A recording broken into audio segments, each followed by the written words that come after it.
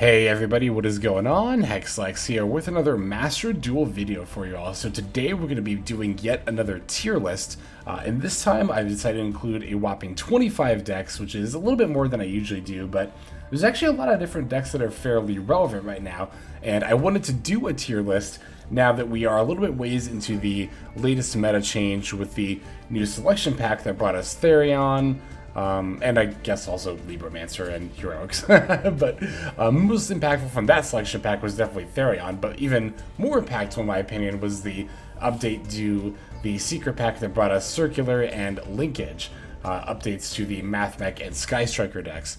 That has not only changed their positions in the meta, but has actually caused a fairly significant meta shift up that we haven't seen in a little while. So I'm eager to break down and share my thoughts on the current metagame and where everything stands. Before we get started on this tier list, just want to remind everybody real quick that if you check out the first link of the description there, that'll take you over to my Patreon page. So if you're looking for some more daily Master Duel content, in addition to what gets posted over here on YouTube, definitely go ahead and check that out, because over there we post previews for content on YouTube, exclusive duels that are only on the Patreon. I do some Q&As, and then of course you can also have your name featured at our end of video kind of credits sequence. The cost of the Patreon is just $5 a month, so it's as much as you would pay for a booster pack, and you definitely get a lot more value in the Patreon over the whole month than you would in just one pack full of probably filler cards. And there are more perks that are going to be coming to the Patreon in the future as well for no additional cost. So you're going to be getting value now, and you'll get even more value later. In any case, let's just go ahead and dive straight into these decks and where I think they fall. So up here at the top we have ABCs, specifically with the addition of Therions. ABCs have gotten a decent power boost now that they have access to the Omni-Negate in form of the Therion, whose name I can't remember, that does that. Is it Regulus? It's something like that, but it's, you know, a lot of decks that have a lot of machine type monsters can make use of this card as a relatively generic Omni-Negate.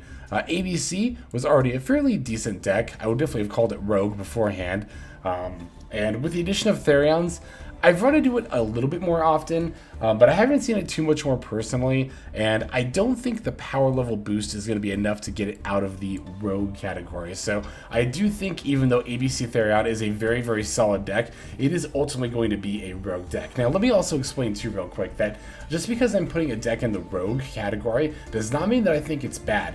For reference, when I call a deck a meta deck, I'm referring to anywhere within tiers 1, 2, or 3, and I'm also honestly referring to like the upper portion of Rogue as well. And I think even Rogue decks, I know Rogue decks are capable of hitting Diamond 1, because you see it, you know, on Master Duel meta. You see even decks like Toon, Valkyrie, and Blackwing hitting Diamond 1. So let me just clarify that calling a deck a Rogue deck is in no way an insult. In fact, I think it very much is a valid part of the meta as a deck that you can expect to see in Diamond. I would definitely see that ABC Therion is a deck like that, even though it is a Rogue deck. So moving forward, let's go ahead and look now at Adamancipator. So Adamancipator did take a hit relatively recently with Block Dragon going to 1, but it definitely has not caused the deck's power level to drop very hard. I definitely think the deck is still very, very solid. In terms of where I personally think it is, I think Adamancipator is still tier 3, even though Block Dragon's at 1. You know, the deck, it loses a little bit of consistency in that regard, but it is a slight bit. The 60 card variant is even actually still very viable, even though Black Dragon's at 1. I've actually been testing it a little bit myself, and depending on how that testing goes, I might show that off here on the channel. Definitely let me know if you're interested in seeing that. But I think Adamancipator, now even though the power level did go down a little bit, I do still think it is a tier 3 deck in my opinion. As far as how much it's going to get played moving forward, I think it'll be closer to Rogue status in terms of like how many people are actually going to keep playing this deck. But again, this is just my personal tier list in terms of where I think the decks are, more in terms of power level than representation, and I think Adamancipator is a tier 3 deck. Alright, this is definitely going to be a really interesting one to talk about here. Branded Despia. So for a long time, Branded Despia has been, you know, since its release up until about a month ago, it was just unquestionably like the top tier 1 deck. But then we started to see something interesting. Honestly, actually, a couple of seasons ago, we started to see that the gap between Branded Despia and Sword Sultani was lessening, and then relatively recently, we saw Sword Sultani very significantly overtake Branded Despia in terms of how many Diamond 1 decks are being submitted that are actually, you know, Sword Soul decks versus Branded Despia decks. It was, I'm trying to remember the exact figures last time. It was like 16.9% Sword Souls, and then like wasn't it like 7.9% Branded Despia? It was a huge difference from what I recall. Either way, whether it's 7 or 9%, it's a pretty big difference. Now, I know that Master Duel Meta's tier list has put Branded Despia in tier 2, and it's actually had it there for quite some time. As always, as ever, we need to remember that that is mostly focusing on the Master Duel Meta weekly tournaments. I am more concerned about what is happening on Ranked Ladder. That is my focus for the tier list. As far as Ranked Ladder goes, as far as a deck's power level goes, in my opinion, I think Branded Despia is still a tier 1 deck. Is it still the top tier 1 deck? No, I don't think it's I don't think that's the case anymore. But I think Branded Despia, it honestly, if you were gonna have a tier 1.5, which I generally don't really like, you know, breaking tiers down quite into those like subcategories, but if you were gonna have like a tier 1.5 that was right in the middle, that's where I think Branded Despia would probably more accurately go. But in terms of representation, it's going to be tier 2, I think. In terms of power level, do still think it's tier 1. And the main reason that I think it's tier 1 is that it's a combo-based deck that is still very capable of playing very much around Maxi and Nibiru. Mathmech can play better around Ash, Valor, and Imperm, which Branded Despia tends to lose harder to. But Branded Despia plays better against Maxi and Nibiru, which Mathmech tends to lose a little bit harder to. In particular, we haven't been seeing a lot of Nibiru in the format because we've been seeing a lot of Branded Despia and Runick as two very popular decks, so Nibiru wasn't quite as good. I think that's one of the reasons that Mathmech is really capitalizing on this current format, is because not a lot of people, even still now, are playing Nibiru. I've noticed that people are somehow still not really playing Nibiru, and I never stopped playing Nibiru because, like, look, I know Branded Despia and Runick are out there, but there's still a lot of decks, like a lot of decks, especially a lot of rogue decks that Nibiru is really good against, and Mathmech is very much not a rogue deck. We'll see where we put that a little bit later, but Mathmech is very much a deck that is susceptible to Nibiru, so I think it's going to be kind of this, I've talked about this before in past videos, I think there's going to be this kind of, like, rock, paper, scissors kind of thing, where we're going to be seeing, like, based on whatever disruption is in the format, we're going to be seeing more of a particular deck. So we're not seeing a lot of Branded Despia right now, but I do think that there is potential for it to come back, you know, as certain cards get teched in more or less, but we'll just have to see how it plays out. But in my opinion, in terms of power level, Branded Despia is still tier 1. Alright, Marincess. Now, Marincess is a deck that was seeing quite a bit of play following its release, and even, you know, in the weeks following its release, it continued to see enough play to put it in tier 3. It's one of a lot of decks, honestly. There are a lot of decks in Master Duel that kind of, in my opinion, can bounce between tier 3 and Rogue. Adamancipator, very, very much one of those right now. And Marincess is also one of those, but for me, it's going to be more in the Rogue category. We're not seeing it too much lately. I think it's kind of like people are somewhat starting to move on, but also, like, there are other kind of combo-based decks that are, you know, a bit more new, that I think a bit more people... Mathmech, I'm talking about Mathmech, we all know that. I think a lot of people who were playing combo decks before have seen Mathmech's success and wanted to try that deck out as well. So, you know, overall, as the card is just released, we're obviously going to be seeing a lot more Mathmech and then less of other decks. As the popularity wanes down a bit, we might see Marincess see a bit more play, but yeah, I think Marincess is a pretty solid rogue deck, which again, not an insult, very much capable of hitting Diamond and beyond. Arrival Cyber. So this deck actually got a pretty solid boost from the introduction of Mathmech, and I have been seeing a few more Arrival Cybers around than I had in the past. Arrival Cybers has been a solid rogue deck for pretty much the entirety of its existence in Master Duel. And while this is probably the closest push it's gotten to being tier 3, I do still think it's going to be a rogue deck. This is going to be like the top of rogue, though, in my opinion, is where Arrival Cyberus and also Marincess are as well. ABC Therion is not like, I don't think it's necessarily on the border of being tier 3, but it doesn't stop it from being a very solid deck in its own right. So next up we have Pendulum Magicians. They did recently lose one copy, or was it 2 copies of the Starving Venom.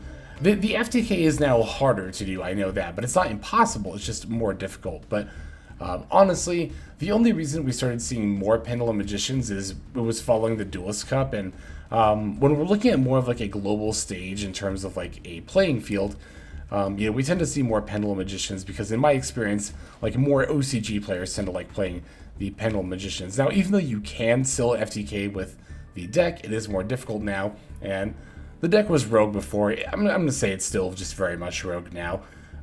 It's not, a terrible deck by any means, but I would call it, lesser of a rogue deck, or, lesser from tier 3 than any of these other decks we've reviewed so far. Alright, Sword Soul Tenny is going to be the next deck we're going to take a look at here. Sword Soul Tenny is one of those that, has been in tier 1 for quite some time, and I do still think it is very much still there. The question really is if Sword Soul Tenny is better than Mathmech, which is actually the next deck we're going to talk about. So we can just dive straight into this. I'm going to talk about Sword Soul Tenny and Mathmech kind of at the same time here. So it's kind of the question of the moment right now, right? Which of these two decks is actually better? Like, what is the top tier 1 deck? Is it Sword Soul? Is it Mathmech? Sword Soul? Mathmech? So what I said earlier when talking about branded Despia, that I think we're going to see in this particular meta kind of a bit of a rock, paper, scissors thing going on. This is kind of what I meant. As far as which one of these decks is most powerful, it really depends on what kind of answers a lot of people are playing out there. As Mathmech continues to rise in popularity, we're going to start seeing more hate that is kind of centered around what Mathmech does. Particularly, I think we're going to see an uptick in Ghost Spell and Haunted Mansion, and potentially DD Crow, but probably more significantly Ghost Spell and Haunted Mansion. That card is going to see a huge increase in play, not only because it's good against the Mathmech Super Factorial, but Mathmech also very much wants to be playing Ghost Spell as well, because it's good at protecting their Super Factorial from effects like DD Crow, from Call by the Grave, so on and so forth. So as far as like other cards that Ghost Spell happens to be pretty good against, it is actually pretty good against Branded Despia. It stops the Branded in Red as well as the Branded Banishment as well. Basically, most of their follow-up stuff. It's alright against Sword Soul Tenny. Can stop. Well, it doesn't really stop Taya because it banishes as a cost, but all the same, when it comes to that, you kind of have to factor that in as well. It's going to be another hit for Branded Despia. So Mathmech, it's funny, by virtue of wanting to play Ghost Spell, it almost keeps itself in check, because as long as Ghost Spell is part of the format, or rather, as long as Mathmech is part of the format, Ghost Spell is also going to be part of the format, which is good against Mathmech. So for that reason, I actually think Sword Soul Tenny is probably going to be the slightly better deck when all is said and done. It's a little bit more resilient as well. When it comes to Max C, Mathmech tends to fold harder to Max C, whereas Sword Soul Tenny, they can just go into the Chi Shao and Blackout on 2 draws. Funnily enough, the Branded Despia also tends to be better against Max C. That's kind of what I was saying earlier, as Mathmech tends to bring Max C and Nibiru, kind of making them more relevant against these tier 1 decks. Maybe Branded Despia can take advantage of that, and the fact that Max C and Nibiru don't really do a whole lot to Branded Despia. So it's an interesting dance that these 3 decks are kind of like doing right now, but I do think they're all 3 doing them in tier 1. I'm pretty confident saying that these are the 3 tier 1 decks. As far as, again, Sword Soul versus Mathmech, I personally think Sword Soul's a little bit better, but it's very, very close. You could really make a solid argument either way. I do think they are both above Branded Despia, but again, I think Branded Despia, in my opinion, sits at the bottom of tier 1 rather than the top of tier 2. Alright, now let's talk about Spirals. Spirals are a deck that is very much wanting a future card that is Illusion of Chaos, which is a card that, has so many memes about how it's still not released in the game. But Illusion of Chaos does provide a bit of a consistency boost to Spirals when it comes out, so definitely look out for that in the future. As far as where Spirals are now, they're definitely very much a rogue deck, but they're definitely a very solid rogue deck. They're kind of one of those staying forces in rogue. We're going to see that as we put decks in rogue. That's kind of going to be my general commentary about them. It's like, well, this deck has been solid, and still is very solid. Spiral definitely very much fits that bill. But again, Spiral, we are going to see some further support for them in the form of Illusion of Chaos moving forward as well. Drytrons. Drytrons have kind of been making a bit more of a splash lately in the last couple of seasons than they have before that. Which to me, I'm kind of like, yeah, why didn't that happen a lot sooner? I remember thinking that as soon as Ben 10 went to 1, I was like, yeah, Ben 10's at 1, but Drytron's not dead. Like, in fact, Drytron is still, you know, pretty good at doing what it does. It's just a little bit less consistent now. But following Season 5, when that ban list put Ben 10 to 1, we just stopped seeing it kind of altogether, Drytrons. But now we are starting to see people use it more. And I think with the Solo Gate event, what is it, Theme Chronicle, I was trying to remember what it was actually called. With that event kind of making people a little bit more aware of Heralds and then in turn Drytrons again, I think we're going to see maybe some more Drytron representation going forward. Drytron's been a solid rogue deck this whole time. It was like tier 2 bordering on tier 1 before Ben 10 went to 1, and then it fell pretty hard. You could even make an argument for it being tier 3, honestly, but I would call it an upper rogue deck. I'd put it like here, around the level of Arrival Cybers, or I mean, Adamancipator and Marincess. Drytron, very, very solid upper rogue deck. Flundereeze, it's kind of funny, I'm still somehow seeing the occasional comment of like, oh, Flundereeze is dead after, you know, Wind Barrier statue got banned, and I'm just kind of like, what game have you guys been playing? Because I'm definitely playing a game where Flundereeze is still a very solid tier 2 deck. In fact, it's interesting. I've noticed this as I've been playing in Diamond 1. I'm seeing like a lot more Flundereeze in Upper Diamond than I have on like any other point in the ladder during this or like the last season. So I think it's a very, very good deck. I think people kind of underestimate like the deck itself. I think some people have this conception that it was carried on the back of a Floodgate like Wind Barrier statue. Nope. I mean, obviously the Wind Barrier statue was really good, but the deck is still very, very good in its own right. And in my opinion, did not fall at all from a tier 2 position. Like, it's just been staying there solidly this entire time. Next up, we're going to talk about Endymion. So Endymion has been appearing on our meta reports very, very consistently. We've been seeing ever since Beyond the Pendulum came out that Endymion has been a staying force in the meta. And I mean, you know, to be fair, it was pretty good beforehand too. I know in the first Duelist Cup we saw a lot of people doing fairly well overall with Endymion, but you know, with that additional support as well, we've been seeing it now consistently on ladder as well, hitting Diamond and Diamond 1. Endymion really does very much border on tier 3. I'm so like on the fence about this. This one is like I'm super on the fence about. I'm going to put it in Rogue, but I'm going to put it at the top. Right? Do I want to leave it there? Yeah, I'm going to leave it there for now. I think Endymion is like the top of Rogue. This very much epitomizes the could call it Rogue, could call it tier 3. I think either way you would be correct. Very much one of those decks here. So next we have Orcust. This is another deck that's been popularized by the Theme Chronicle event and also by the fact that Galatea relatively recently went to 2 copies, which was a very nice boost for the deck there. This deck is going to be very much like Endymion for me. I think like a lot of these decks here, honestly. I'm going to call it Upper Rogue. I'm willing to put it like maybe about here. I guess I have a bit of a bias towards Adamancipator because I really like that deck. So, yeah, I think most people would probably put Adamancipator like maybe about here. But you know, especially with the there's also the Mathmechs to figure in too. I think it's very much up here, kind of alongside Endymion and these other Upper Rogue decks.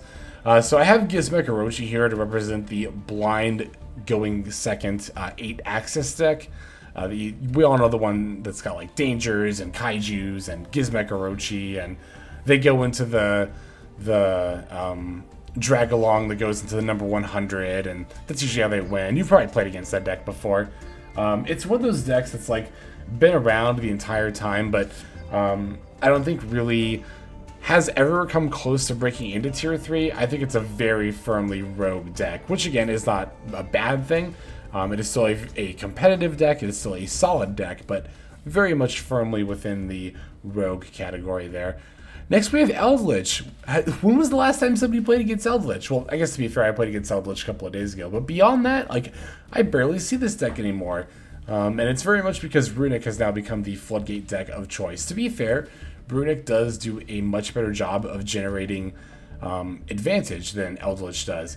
The main appeal of Eldritch, playing it alongside floodgates in the past, was that you had your trap cards that would banish themselves during the end phase, set up more from the deck. There's just this like constant cycling of advantage, but the thing is, you could only cycle into like specific other cards and during specific other phases as well. Like, the trap monsters only go into the the Eld Elixir cards during the end phase. The Eld Elixir is only banished during the main phase, so it's like, and they only banish for certain other kinds of Eldritch cards that I can't remember off the top of my head, but long story short, like, yes, Eldritch does do a very good job of generating advantage, but it's more limited in the kind of advantage that it generates as opposed to Runick, whereas Runick Fountain just draws you 3 cards. That's just good. Like, you don't have to search for a specific card during a specific phase. You just get to draw 3. And you get to do that during each turn, like your opponent's turns as well. To be fair, Eldritch also sets up searches and sets from deck during your opponent's turn, but yeah, just being able to generically draw 3 cards is just always going to be better than searching for like very specific archetype cards. So Eldritch has honestly been demoted. Even, we saw it go from tier 2 down to tier 3 when Runick first entered the scene. Eldritch is now, I think, it's just in the rogue category. I'll put it like right here or so. It's not a bad deck, again, by any means, as I've been saying about these rogue decks, but I don't know. It's like, I want to say that Eldritch has only fallen this far because of the popularity of Runick, but as I'm talking more about it, I'm thinking to myself, like, what does Eldritch really have going for it over Runick? I kind of struggle to say. There's a lot of significant things there, so that's just kind of my 2 cents about it. Speaking of Runick, this is very obviously a tier 2 deck, and I would definitely call this a tier 2 deck above Flundereeze. It's funny, it seems like it's been this way the past couple of seasons, even before Runick really came into the scene. Like, before Runick, it was like, Eldritch and Flundereeze were up here. It kind of feels like tier 2 is like these more control / stun / floodgate decks, and they're kind of like the barrier into tier 1 in that regard, right? Where it's like, it's kind of like the threshold. Like, if you're more consistent and powerful than all the other tier 3 and rogue decks, and you can manage to cut through consistently the the bullshit that tier 2 will give you, then you can be called a tier 1 deck, and Mathmech has definitely proven itself in that regard as well. But yeah, Runick, that's what I was looking at here. Runick, absolutely a tier 2 deck. I think pure Runick is, the best variant as far as like consistency, like just consistently performing well. But I think the other variants like Invoked and Synchro and all that stuff, I think those are definitely valid variants as well. But Runick as a whole, I slept on this deck so hard, I did not think it would make this much of an impact. But very much the top tier 2 deck.